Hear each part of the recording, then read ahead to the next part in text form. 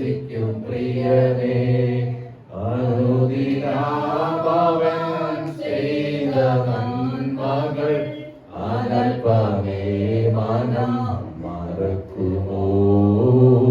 അനുദിനാമവൻ ചെയ്ത നന്മകൾ അനൽപമേ മനം മറക്കുമോ.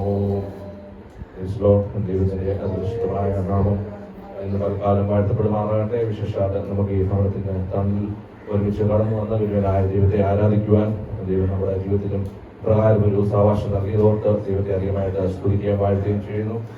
പ്രിയ ദേവദാസനെ ഓർപ്പിച്ചതുപോലെ എൻ്റെ പേര് ജോജി എന്നാണ്. ഞങ്ങൾ ഫാമിലിയായിട്ട് ഇവിടെ അടുത്ത് കഴക്കൂളത്ത് താമസിച്ചുകൊണ്ടിരിക്കുന്നു.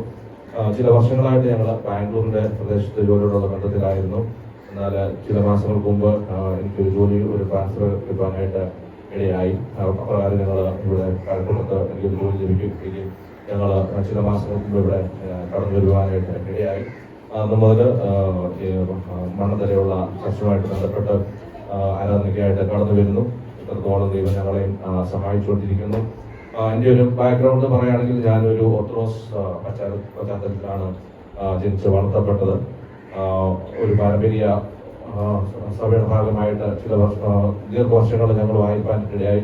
എന്നാൽ ചില വർഷങ്ങൾക്ക് മുമ്പ് എൻ്റെ പിതാവും ഇതുപോലൊരു സുവിശേഷ മഹായോഗത്തിൽ വെച്ച് രക്ഷിക്കപ്പെട്ട് അങ്ങനെ പിതാവ് മൂലം മാതാവും അതിനുശേഷം ഞങ്ങൾക്കും ഈ ദൈവഭാഗത്തേക്ക് കടന്നു വരുവാനും ദൈവനായ ദൈവത്തിന്റെ സ്നേഹത്തെയൊക്കെ ഇത്രത്തോളം തിരിച്ചറിയുവാനും ദൈവം ഞങ്ങളെ സഹായിച്ചുകൊണ്ടിരിക്കുന്നു.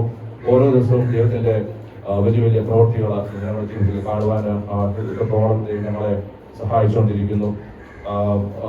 ദൈവത്തിലൊക്കെ നാം കേട്ടതുപോലെ നമ്മുടെ ദൈവം അത്ഭുതങ്ങളുടെ ഒരു ദൈവമാണ്.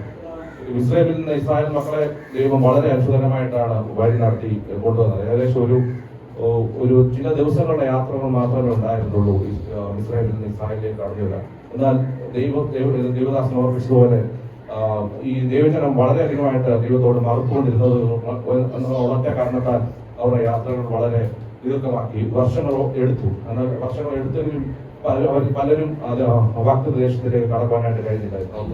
ഓർപ്പിച്ച പോലെ യോശുവയും കാലവും മാത്രമേ ആ വാഗ്ദത്ത ദേശത്തിലേക്ക് കടക്കാനായിട്ട് സാധിച്ചുള്ളൂ. ഞാൻ പാടിയൊരു പാട്ടെന്ന് പറഞ്ഞു കഴിഞ്ഞാൽ നമ്മളെ വിളിച്ചവരുടെ ഗുണങ്ങൾ പോഷിപ്പാൻ തെരഞ്ഞെടുത്ത ഒരു വിശുദ്ധ വംശമാണ്. നമ്മളെ കുറിച്ച് വലിയൊരു ദൈവിക ഉദ്ദേശവും വലിയൊരു പദവിയാണ് ദൈവം നമ്മൾക്ക് വേണ്ടി നൽകിയിരിക്കുന്നത്. ദൈവം നമ്മളെ വിളിച്ചെടുത്തിട്ടുണ്ടെങ്കിൽ തീർച്ചയായിട്ടും നമ്മളെ സംബന്ധിച്ചോളം നമ്മളൊരു വിശുദ്ധ വംശവും തെരഞ്ഞെടുക്കപ്പെട്ട ഒരു വലിയൊരു ദൈവജാതിയാണ്. തീർച്ചയായിട്ടും നമ്മുടെ ഉദ്ദേശം എന്ന് പറയുന്നത് നമുക്ക് കിട്ടിയ വിളികൾ തീർച്ചയായിട്ടും നമ്മുടെ ചുറ്റുപാടിലുള്ള ദൈവത്തെ അറിയാത്ത അനേകരോട് പകരുവാനായിട്ട് നമുക്ക് ഓരോരുത്തരും കഴിയണം.